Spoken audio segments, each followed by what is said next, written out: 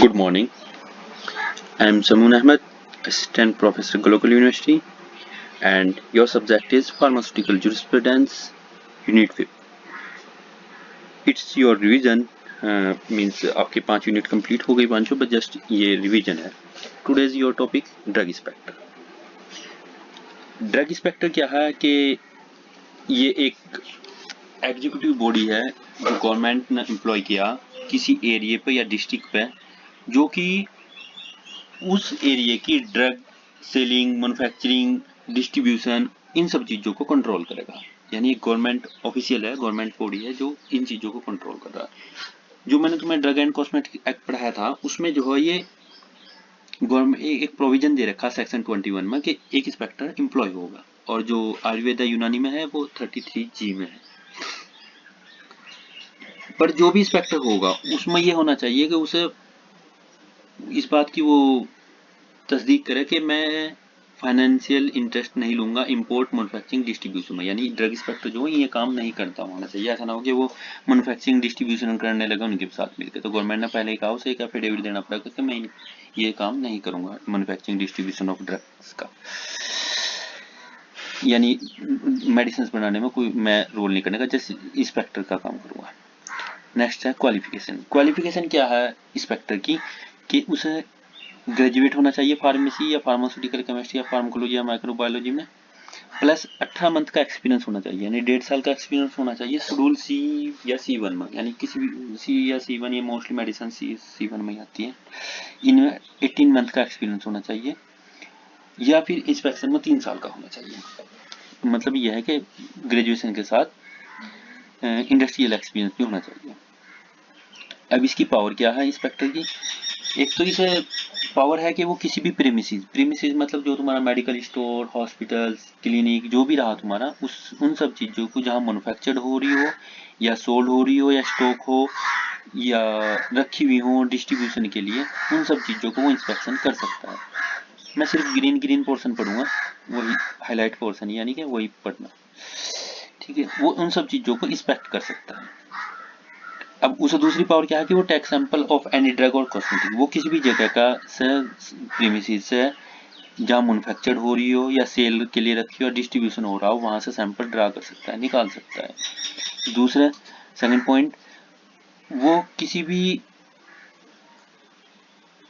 Deliver, purchaser या cosmetics को जो है उसकी सैंपल ड्रा कर सकता है कहीं से भी. फोर्थ पॉइंट है वो कहीं भी सर्च कर सकता है, यानी कि तलाशी ले सकता है किसी भी चीज की जहां उसे बिलीव हो कि यहाँ जो है बेचने के लिए रखा या कुछ सेल के लिए रखा. फिफ्थ पॉइंट है वो किसी भी जो व्हीकल है, जो तुम्हारा वाहन है या कोई भी चीज है जो कि ट्रांसपोर्टेशन का करता हो, ड्रग्स का, मेडिसिन का, उन सब चीजों को रोक कर उसे जो है पावर है कि वो ना रोक के उनकी तलाशी ले सकता है. 7 पॉइंट, वो जो तुम्हारे रजिस्टर्ड रिकॉर्ड है उन सब चीजों को भी अपने अंडर में ले सकता है, उनकी भी चेक कर सकता है उन्हें भी. अब प्रोसीजर क्या है इंस्पेक्शन का कि जो इंस्पेक्टर है वो पहले किसी प्रीमिसेस पे जाकर जो सैंपल ड्रा करना, उसका सैंपल निकाल लेगा या सैंपल लेगा वहां से, साथ ही साथ उसका फेयर प्राइस देगा, उसे प्राइस भी देगा उसमें जो जो उसकी कीमत है, जो सैंपल उसने लिया उसकी कीमत उसे, जो उसका ऑनर है, जो मेडिकल स्टोर वाला है, जो भी है, उसे उसकी फेयर प्राइस देगा, और साथ में उसका एक रिटर्न एक्नॉलेजमेंट भी देगा, उसे रिटर्न में भी देगा कि मैं तेरा सैंपल ड्रा कर रहा हूँ. दूसरा क्या है कि साथ में उसकी एक रिसीप्ट, फॉर्म नंबर 16 की रसीद भी देगा कि मैंने तुम्हारा सैंपल निकाला इस डेट में. उस तरह से वो फॉर्म नंबर रसीद उसे देगा. दूसरा क्या होगा कि वो एक सैंपल निकाल कर उसे एनालिसिस लैब में भेजेगा और उसके लिए फॉर्म 17 फिल करेगा, वो गवर्नमेंट लैब में भेज देगा. अब क्या होता है, सैंपल ड्रा करने के बाद जो इंस्पेक्टर है वो उसे 4 जगह सैंपल को डिवाइड करता है, 4 पोर्शन में करता है, और उसमें 4 पोर्शनों में ईच जो उनमें सीसी या बोतल में फिल कर देगा ना. सपोज करो किसी का मिल्क का सैंपल उठाया तो ना 4 सीसी में फिल करेगा, और उन पर क्या करेगा, उन पर अच्छी तरह से उसे पैक करके सील लगा देगा, अपने मार्क लगा देगा. इसके बाद क्या आएगा, फोर्थ पॉइंट में ही देखो, ये नीचे लिखा allow that person to add his own seal, और जिस बंदे का सैंपल निकाला उस बंदे का उस बंदे को अलाउ करेगा कि वो उस पर जो है अपना मार्क या सील वगैरह लगा सके, ताकि वो ऐसा ना हो कि कोर्ट में वो जाकर कहता कि नहीं मैंने नहीं, ये आपने मिलाया था, इसमें जो भी कुछ अगर ऐसा प्रोडक्ट मिला तो उस वजह से उसे भी वो किया जाए कि तुम भी अपनी सील वगैरह इस पर जो मोहर वगैरह जो भी कुछ करना है इसे पैक कर सकते हो। फिर पॉइंट क्या है कि अगर मैन्युफैक्चरिंग है, यानी ये तो उसकी बात हो रही, अगर सैंपल किसी मेडिकल स्टोर से लिया जा रहा है, अगर मैन्युफैक्चरिंग एरिया से लिया जा रहा, किसी कंपनी से लिया जा रहा, तो सैंपल 3 जगह डिवाइड होगा। अब इन डिवाइडेशन का क्या करना, 7 पॉइंट देखो, एक पर्सन एक जो पोर्शन है, एक बोतल जो है वो एक तो वो नहीं दे देगा सैंपल, जो जिसका सैंपल निकाल रहा है उसने, कि तुम अपने उसके लिए रखो इसे एविडेंस के लिए कि ये तुम्हारा सैंपल है, उसको अपनी सील लगा देगा बाकायदा वैसे। फिर क्या करेगा, सेकंड पोर्शन गवर्नमेंट लैब में भेज देगा, एनालिस्ट लैब है जो वहाँ भेज देगा। थर्ड पोर्शन जो है कोर्ट में भेजेगा उसकी सुनवाई होने से पहले, बिफोर प्रोसीडिंग। फिर सी वाला पॉइंट में देखो, फोर्थ पोर्शन जो है एक वारंटर होगा जो एक तरह से गवाह के तौर पर होगा, जिसका नाम जो है डिस्क्लोज रखा जाएगा, उसे दे दिया जाएगा। अब अगर वो इनके साथ साथ ही अगर वो ये तो सैंपल ड्रा करना होगा, वो चाहो तो डॉक्यूमेंट भी उसके सीज कर सकता है, पर इससे पहले तो जुडिशियल मजिस्ट्रेट की ऑर्डर लेने होंगे। ये तो थी उसकी सैंपल ड्रा करने का प्रोसीजर। अब देखो कि उसने ड्यूटीज क्या क्या उसकी। एक तो ड्रग इंस्पेक्टर की ड्यूटीज ये है कि वो साल में एटलीस्ट 2 टाइम्स जो है उसने हर एक प्रीमिसेस यानी मेडिकल स्टोर वगैरह जो भी है उनके इंस्पेक्शन करना। दूसरा, जो प्रीमिसेस जो भी है उसकी कंडीशन लाइसेंस की फॉलो हो रही है नहीं हो रही, ये भी चेक करना उसने। ठीक है, अगर उसने उसे जरूरत लगे कि सैंपल ड्रा करना या कुछ फ्रॉड हो रहा था, उसका सैंपल भी ड्रा कर सकता है, ये भी इसकी ड्यूटीज है। रिकॉर्ड मेंटेन करना, जो मैंने 4th यूनिट में पढ़ाया था कि उसने उसने उसकी जो नार्कोटिक ड्रग्स वगैरह उनकी रिकॉर्ड मेंटेन कर रखी है नहीं, ये भी उनकी ड्यूटीज में आता है। दूसरा, जो बैन कर रखी है गवर्नमेंट ने, इम्पोर्ट बैन कर रखा उनका, सपोज करो कोकीन हो गई, ओपीएम हो गई, या फिर जो मेडिसिन इस तरह से जो गवर्नमेंट ने बैन करी नई नई, वो सब उस इलाके में जिसमें ड्रग इंस्पेक्टर वो है एम्प्लॉय है वहाँ नहीं होनी चाहिए, उस एरिया में सेल या मैन्युफैक्चर नहीं होनी चाहिए। अब आता है duties in relation of manufacturing, वो तो फिर मेडिकल स्टोर के बारे में एक तरह से, मैन्युफैक्चरिंग के बारे में, मैन्युफैक्चरिंग के बारे में भी जो कि तो वही सब चीज़ें हैं, बट इसमें क्या ऐड हो जाता है कि जो उसमें मैन्युफैक्चरिंग में वहाँ टेक्निकल स्टाफ होना चाहिए, यानी जिनके द्वारा वो मैन्युफैक्चरिंग हो रही जो बन रही मेडिसिन कंपनी में, तो वहाँ टेक्निकल स्टाफ होना चाहिए, नहीं फार्मेसिस्ट होने चाहिए, और दूसरा जो स्टोरेज कर रहा है वो सही तरीके से होना चाहिए। ये जस्ट वही है, ये आपका कंप्लीट हो गया। नेक्स्ट टॉपिक देखते हैं हम, ये है रिक्वायरमेंट फॉर फार्मेसी स्टोर, यानी तुम जब फार्मेसी खोल रहे हो, अपनी मेडिकल स्टोर खोल रहे हो, तो उसके लिए क्या क्या रिक्वायरमेंट है। अब मिनिमम क्वालिफिकेशन, कम से कम मिनिमम क्वालिफिकेशन जो रिटेल के लिए वो D pharma, diploma of pharmacy होना चाहिए, कम से कम रजिस्टर्ड फार्मेसिस्ट होना चाहिए। और अगर होलसेल का है तो होलसेल में रजिस्टर्ड फार्मेसिस्ट की जरूरत नहीं पड़ती, उसमें जो है ग्रेजुएट बंदा है तो उसे 1 साल का एक्सपीरियंस होना चाहिए, और 10th कर रखी तो उसे 4 साल का एक्सपीरियंस होना चाहिए, और वो एक्सपीरियंस क्या होना चाहिए, ड्रग सेलिंग में होना चाहिए, यानी सेल्स को ड्रग करने में, ड्रग्स को सेल करने में होना चाहिए। दूसरा, मिनिमम स्पेस जो रूल 1945 है उसमें कोई मेंशन नहीं है इस तरह का कि कोई मिनिमम स्पेस कितना है, पर अभी इंस्पेक्टर वगैरह चेक कर रहे हैं कि कम से कम 10 स्क्वायर मीटर तो होना चाहिए, यानी 10 स्क्वायर मीटर का मतलब ये होगा कि जो अंदर का एरिया 10x10 हो या 10x12 हो, इस तरह का, मतलब कोई मतलब नहीं कि लेंथ उसकी वाइड कितनी, जस्ट उसका अंदर का एरिया 10 स्क्वायर मीटर होना चाहिए, चाहे होलसेल हो या रिटेल हो। दूसरा, पर अगर दोनों काम कर रहे हो तुम एक ही शॉप पर, रिटेल का भी कर रहे हो और होलसेल का भी कर रहे हो, तब दोनों काम के लिए लार्जर एरिया चाहिए, इसके लिए 15 स्क्वायर मीटर होना चाहिए। फिर स्टोर अरेंजमेंट, उसका अरेंजमेंट किस तरह से रखना, तुम रख रखाव किस तरह से रखना, तो एक तरह से काउंटर होना चाहिए, वहाँ का बोर्ड होने चाहिए, ड्रॉर होनी चाहिए मेडिसिन रखने के लिए। दूसरा क्या है, कपबोर्ड ड्रॉर के अलावा वहाँ रेफ्रिजरेटर भी होना चाहिए। रेफ्रिजरेटर क्या हो, ये वो तुम्हारी वैक्सीन हो गई, सीरम हो गए, एंटीबायोटिक हो गई, ब्लड हो गई, तो ये सब चीज़ें जो 2 से 8 डिग्री सेल्सियस पर रखी हैं। अब 2 से 8 डिग्री सेल्सियस पर वो तो होने का नहीं, नॉर्मल टेम्परेचर इतना बाहर होता नहीं, तो उसके लिए फ्रिज की जरूरत पड़ती है इन सब चीज़ों को सेफ रखने के लिए, खराब ना होता क्यों। अब rule of the for the pharmacist you employ, जो तुमने फार्मेसी रखना, जैसे सपोज करो कोई, कई सारे लोग ऐसे होते हैं खुद तो डिप्लोमा नहीं होते पर वो एक बंदा फार्मेसिस्ट रख लेते हैं उसके लिए, जो लाइसेंस के लिए। तो उसमें क्या है कि अगर होलसेल का तो जरूरत नहीं, ग्रेजुएट चाहिए फिर तो 1 ईयर के लिए, और 10th हो तो 4 साल का एक्सपीरियंस। पर अगर वो रिटेल का काम है तो फिर फार्मेसिस्ट रखा जा होना चाहिए। पर जो भी तुम सेल करोगे या जो डिस्ट्रीब्यूट करोगे मेडिसिन, वो जिस जो कम्पिटेंट पर्सन है, यानी जो तुम्हारा टेक्निकल पर्सन है, जो फार्मेसिस्ट या ग्रेजुएट बंदा है, उसी के सुपरविजन में होना चाहिए। अब डॉक्यूमेंट कौन कौन से रिक्वायर्ड है?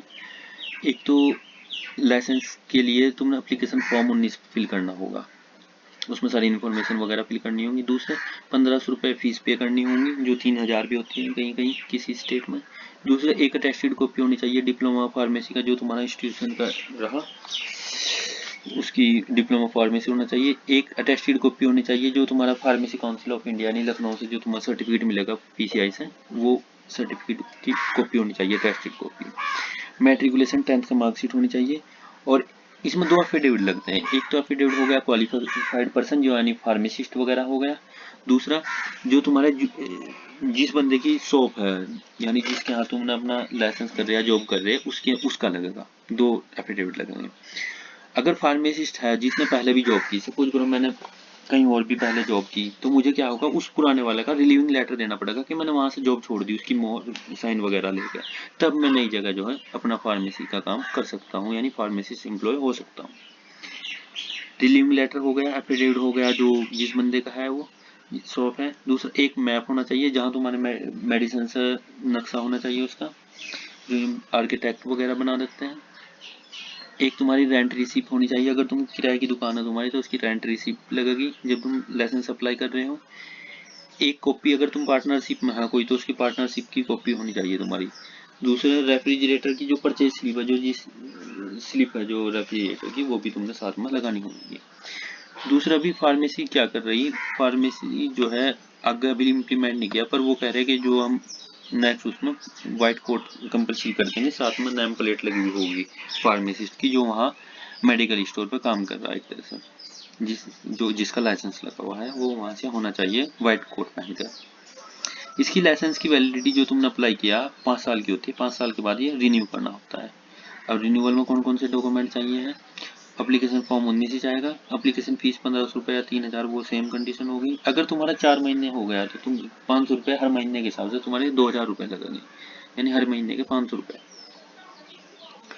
ओरिजिनल लाइसेंस अगर फर्स्ट रिन्यूअल है तो, और एक एफिडेविट जुडिशियल मजिस्ट्रेट का। दूसरे लेबलिंग रिक्वायरमेंट, जो ये तुम्हारी जो भी मेडिसिन होंगी रखी हुई है मेडिकल पर, उन पर सब पर लेबल लगा होना चाहिए। और लेबल किस हिसाब से होना चाहिए? अगर शेड्यूल जी है तो उसमें होना चाहिए it is dangerous to take this prescription except under supervision of registered medical practitioner. ये तुम्हें मैंने यूनिट 4 में भी पढ़ाया था कि जो मेडिसिन ये जो उस पर लिखा होना चाहिए जो शेड्यूल जी है कि ये मेडिसिन डेंजर है अगर तुम इसे बिना डॉक्टर या बिना आरएमपी रजिस्टर्ड मेडिकल प्रैक्टिशनर के ले रहे हो, बिना उसकी एडवाइज के, बिना उसके सुपरविजन के। उसी तरह शेड्यूल एच हो गई, शेड्यूल एच पर क्या लिखा होना चाहिए कि ये जो मेडिसिन है ये सिर्फ रजिस्टर्ड मेडिकल प्रैक्टिशनर डॉक्टर के प्रिस्क्रिप्शन पर ही बिकेगी, ठीक है। उस तरह से शेड्यूल बी हो गई, ये लाइफ पीरियड ड्रग्स हैं, जो कि एक तरह से ये लिस्ट है गवर्नमेंट की कि जो इम्पोर्टेंट ड्रग्स हैं जो कि जीने के लिए जरूरी है, उन ड्रग की लिस्ट है शेड्यूल बी। ये तुम नेक्स्ट उसमें भी पढ़ोगे, ये उन ड्रग की लिस्ट है। शेड्यूल ए एक्स हो गई जो नार्कोटिक ड्रग्स हैं, इन पर देखोगे तुम एनआरएक्स लिखा होता है इन पर, तो ये इन पर एनआरएक्स होना चाहिए, रेड कलर से में हो ज़्यादातर। अब देखो लेबलिंग किस तरह से हो, ये शेड्यूल एच ड्रग्स है, ये क्लोनाजिपाम, तो क्लोनाजिपाम नार्कोटिक में भी आती है तो एनआरएक्स भी हो गया इस पर लिखा हुआ, और शेड्यूल एच की वार्निंग भी होगी, यानी दोनों कैटेगरी में आती है तो दोनों की वार्निंग हो गई इस पर, ठीक है। उस तरह से ये हो गया। फिनाइलेफ्रिन, फिनाइलेफ्रिन शेड्यूल जी में आती है, तो इस पर क्या हो गया, इस पर ये देखो शेड्यूल जी की warning, it is dangerous to take this prescription under the supervision of registered medical practitioner, ये इस तरह से वार्निंग उस पर लिखी होनी चाहिए। दूसरा पैरासीटामोल क्या है, ये हार्मफुल होती है अगर ज़्यादा उसमें ली जाए या इसके लेने से कई दफ़ा कंटिन्यू लेने पर लीवर डैमेज हो जाता है, एलर्जिक रिएक्शन आती है, तो पैरासीटामोल पर ये वार्निंग होनी चाहिए, इस तरह से लेबलिंग वगैरह जरूर होनी चाहिए। ठीक है, ये टॉपिक भी कंप्लीट हो गया। अब नेक्स्ट टॉपिक है तुम्हारा DPCO, drug price control order.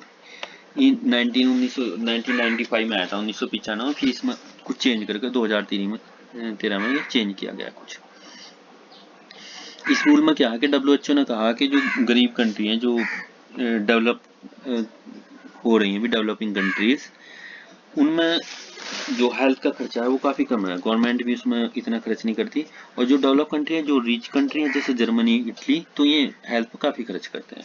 तो जो डेवलपिंग कंट्री है, यानी जो भी डेवलप हो रही है, जैसे इंडिया, नेपाल, इस तरह से, उनका क्या है कि उनमें कुछ मेडिसिन आनी चाहिए जो लाइफ में जरूरी है, जैसे शेड्यूल पी वाली ड्रग्स थी जो भी मैंने बताया था, तो उन ड्रग्स की कीमत कम होनी चाहिए। तो इस वजह से क्या करा कि गवर्नमेंट ऑफ इंडिया ना उन ड्रग्स को जो लाइफ के लिए जरूरी है ड्रग्स, उन्हें अपने कंट्रोल में ले लिया, यानी उनके प्राइस जो है हम कंट्रोल करेंगे। अब कंट्रोल कैसे करेंगे, वो सिर्फ किन किन ड्रग्स के करेंगे जो उस लिस्ट में है, यानी शेड्यूल ड्रग्स में है।